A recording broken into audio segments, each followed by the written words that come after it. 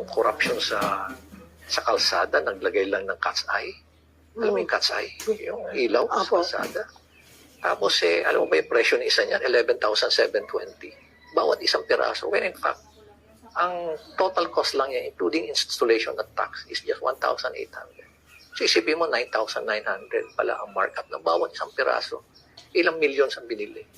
Sa bawat million, that's 9.9 billion. Ilang millions and millions of pieces binili nila nationwide. Yung road safety device, nakita mo yung yellow barrier sa mga kurbada. Kundi yun, isa rin yun. Isipin mo, ang cost nun is 121,330. Hindi nila pwedeng, hindi nila pwedeng i-contest yung cost na yan because I have all the documents. Nandun yan sa detailed unit price analysis at yun ang contract price. So 121,330 per meter.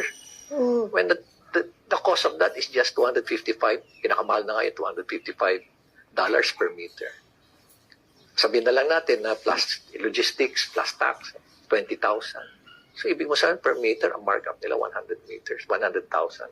Ilang kilometers, per kilometer, 1,000 meters. So, ilang hundreds of kilometers ang nilagyan nila. Alam mo ba, dapat kurbada lang lalagyan. Pati diretso ng kalsada, nilagyan nila. In the same manner na yung cat's eye, pwede namang gitna lang at 10 meters lang pagitin. Ang ginawa nila, para mas marami silang bibilhin, ginawa nila 2.5, ginawa nila 5 meters.